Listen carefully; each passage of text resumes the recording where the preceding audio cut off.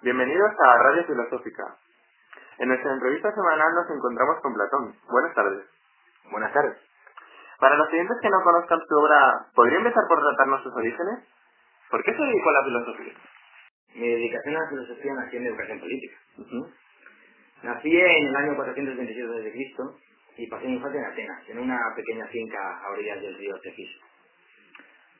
Era un entorno en el que se valoraba la política como una actividad más noble a la cual se podía dedicar el ser humano, y ahí mi interés hacia la política. ¿Por qué se interesa hacia la política? ¿Qué tiene que ver la política con la filosofía? A medida que me hacía adulto me iba dando cuenta de que la política Atenas no estaba organizada adecuadamente. De ahí que empecé a reflexionar sobre cuáles podían ser los motivos. Esta reflexión fue la que me llevó a dedicarme a la filosofía. Cambiando de tema, conocemos sus obras en relación con el pensamiento y la verdad. ¿Por qué se ven influenciadas?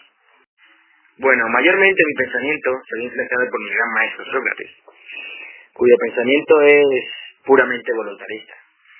Bueno, como ya sabrá, en contra de su pensamiento se encontraban los sofistas, que describían la verdad como algo inalcanzable debido a las muchas y variadas opiniones de las personas. Este era el problema en la Atenas de mi época: la valoración excesiva de la opinión y el desprecio del conocimiento verdadero. Claro que hay muchas y varias opiniones, pero la opinión y la verdad son cosas diferentes. Los seres humanos tenemos la posibilidad de conocer la verdad. La inteligencia humana puede alcanzar la verdad si se esfuerza. Bueno, te voy a poner un pequeño ejemplo. Conocerás, digo yo, el famoso teorema de Pitágoras, ¿verdad? Que dice así: el cuadrado de la hipotenusa es igual a la suma de los cuadrados de los catetos, ¿no? Efectivamente. Pues bien, esta afirmación es verdadera y es, por lo tanto, universal. No vale solo en una determinada cultura o en un pueblo concreto, sino para todos los humanos. También es inmutable. Es decir, no cambia con el tiempo y tiene el mismo valor en cualquier época. Y además es necesaria, está claro. No puede ser de otra manera. Vale, pero ¿por qué me pones ese ejemplo? Bueno, he usado este ejemplo para que veas que en el ámbito de la matemática lo he hecho porque sin duda en esta ciencia, en la matemática, es donde con más claridad se puede apreciar las características de los experimentos verdaderos. Bueno, ya que hemos aclarado el motivo por el cual se dedicó a la filosofía, quisiera empezar preguntándole por lo que me resulta obviamente más desconcertante de su pensamiento. ¿Cómo es posible que defienda que, además de este mundo en el que vivimos, existe otro mundo al que usted llama mundo de las ideas? Reconozco que pueda parecer sorprendente y fantástico afirmar que existe un mundo distinto al que en el que vivimos, pero es así. Esta afirmación tiene mucho que ver con lo que te he dicho antes sobre la verdad. La verdad existe, y las afirmaciones verdaderas son universales, necesarias e inmutables. Pero, ahora bien, una afirmación no tiene valor alguno sin hacer referencia a realidades que posean sus mismos rasgos. Por lo que una afirmación verdadera carece de valor si no habla de realidades que sean universales, necesarias e inmutables. Quiero decir, si es un hecho que la verdad existe, necesariamente tienen que existir realidades con las características de los conocimientos verdaderos. O sea, tienen que existir realidades que sean universales, necesarias e inmutables. Pero la pregunta es, ¿qué ocurre con las realidades del mundo en el que vivimos? Si en el mundo sensible en el que vivimos no hay realidades universales, necesarias e inmutables, y estas tienen que existir, porque lo exige el conocimiento verdadero. ¿Qué pasa? Pues que necesariamente tiene que haber otro mundo distinto de este en el que se encuentren estas realidades. En este caso yo las damos ideas. Tengo la necesidad de preguntarle, y una necesidad que comparten muchos de nuestros oyentes, ¿de qué tipo de fútbol es usted partidario? No soy partidario de ningún deporte.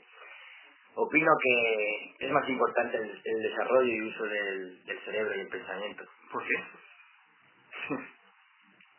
El cuerpo se degrada, pero el alma se eterna. Ajá. Bueno, creo que ha llegado el momento de que nos explique, aunque sea a grandes rasgos, su visión de la sociedad. Bueno, aunque en la sociedad de mi época predominaba la creencia de que las sociedades habían surgido de forma arbitraria, no había nada en la naturaleza que nos empujara a los humanos a vivir en sociedad. ni unas mínimas exigencias de las que se dedujeran leyes o normas. De hecho, las leyes de los diversos tipos de sociedades eran arbitrarias y convencionales. Supongo que ahora es el momento en el que nos va a aclarar cuándo una sociedad es justa, ¿no es así? Por supuesto. En la sociedad nos componen tres estamentos, que son los siguientes. Los gobernantes, cuya función es organizar y dirigir la sociedad hacia la consecuencia del bien común. Los guardianes, defensores del Estado de sus enemigos exteriores y de sus problemas internos. Y por último, los productores, los más numerosos, cuya función es producir los bienes de consumo necesarios para satisfacer a la sociedad. Solamente y solamente en el momento en que estos tres estamentos vivan en armonía, se dará el equilibrio social y la justicia. Bueno, llegamos a la última pregunta de nuestra entrevista.